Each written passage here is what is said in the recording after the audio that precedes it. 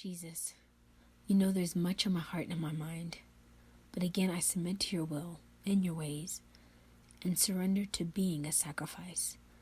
Your little ball, whatever you decide to do with me and how you decide to do with me, I surrender, Lord.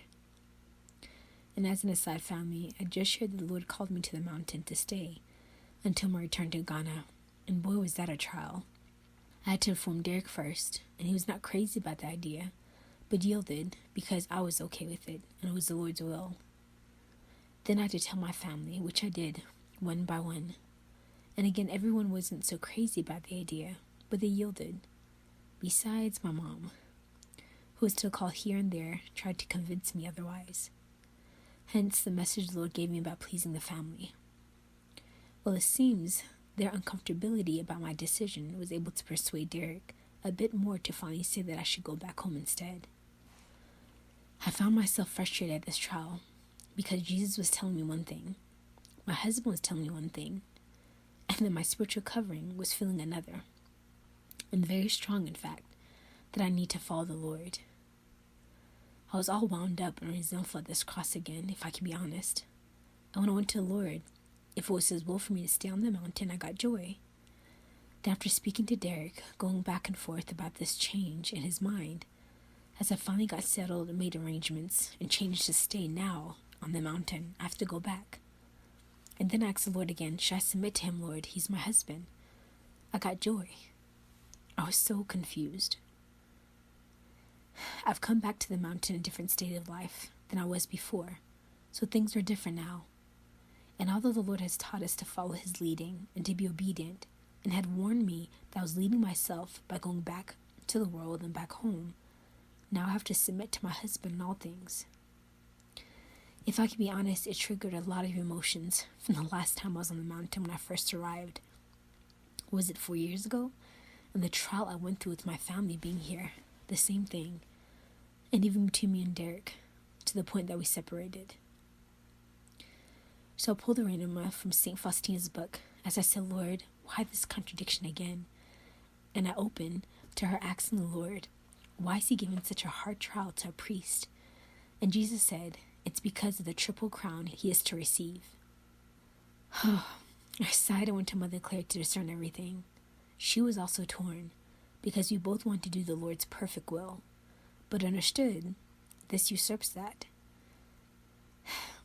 And we believe the Lord would be rather pleased that I submit and go my own way.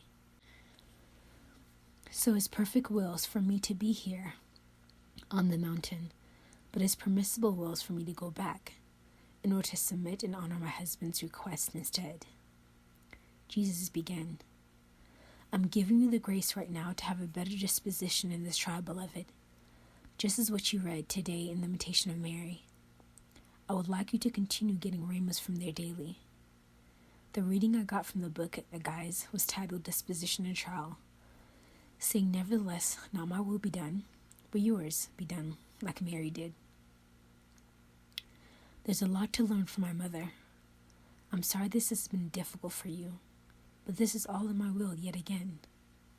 I want to be able to do whatever I desire with my brides, lead them in directions, and if I say turn, or change directions, or even turn around, even that, they do out of obedience. I told you, your life would be filled with contradictions, but it's also to stretch your faith and continuously teach you in obedience and humility. I'm also doing a work in your family, whether you realize it or not, so please bear with me and adjust to the changes.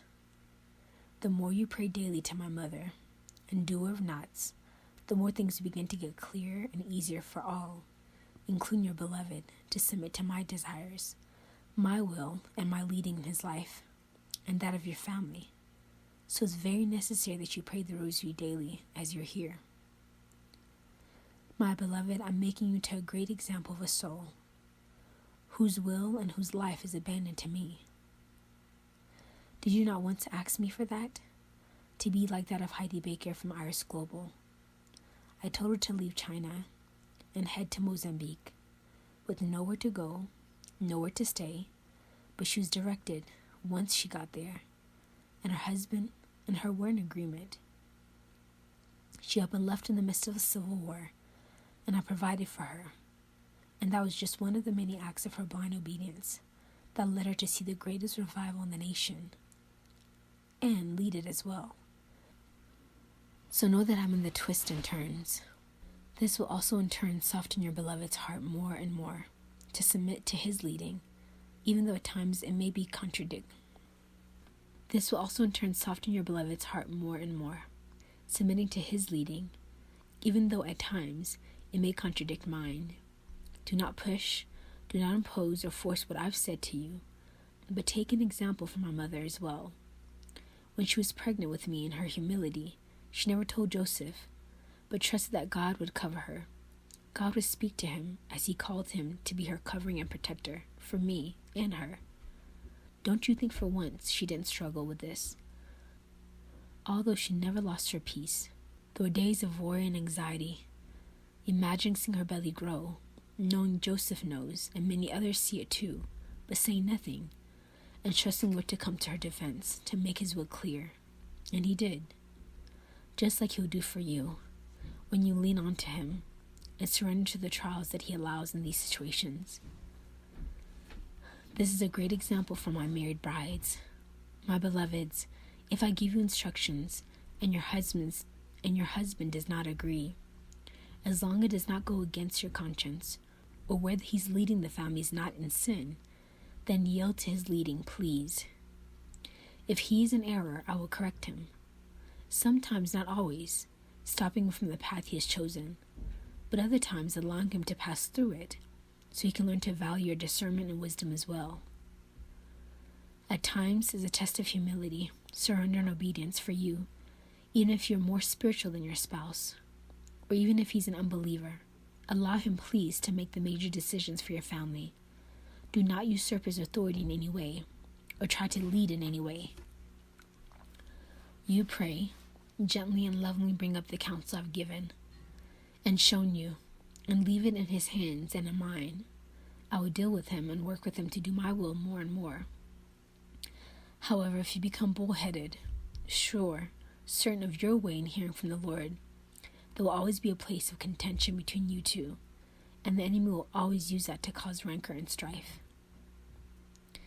There will be many more times I will speak to your husband, just like I did St. Joseph, when he was prompted to leave Bethlehem and flee to Egypt. My mother responded promptly and obediently. Imagine if she dragged her feet, or need to seek the Lord, or need to seek God about his instructions first, or need to have her own peace about it.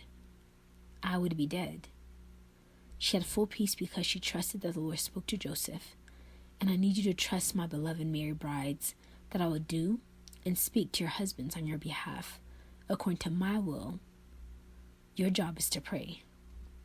There are some unique instances, as Mother Claire gave in her testimony, of being unequally yoked with someone I never put you together with. In some instances, you have to make a decision to continue on in that relationship or leave to follow me to fulfill your destiny. For those situations, I make it very clear to you, as I did Mother Claire and Father Ezekiel, and the fruit in their lives testify that they made the right decision in leaving their marriages to follow me. There are some of you who are in that situation, and you know who you are. It's a hard choice and a hard cost, but I promise you, you won't regret it, and I'll help you navigate through uncertainties until you find me. Find your way in the path which I've called you to take, with you and your children. I have something wonderful in store for you if you laid the marriage down at my altar. For others, such as Little Mother, especially my female brides, you'll be tested this way over and over and over again. I'm raising many of you up as lionesses to preach the gospel all over the earth, but I need lionesses who are submitted, obedient, and humble. You may have great gifts and anointings, but if you do not honor your husband and their leading, and heads as your covering in your day-to-day life, then your gifts to me are useless. Let your submission and surrender begin at home first. Many of you are strong-willed and much closer to me than your counterpart husbands, but that doesn't mean you lead. That means you rather should serve, pray, and lead from example, my beloved ones, in love and obedience. And if there's anything you truly do not have peace about, come to me. Let us reason. Leave it in my hands to instruct, correct and guide your spouses in the way they should go when your convictions are not heard. And that was the end of Jesus' message.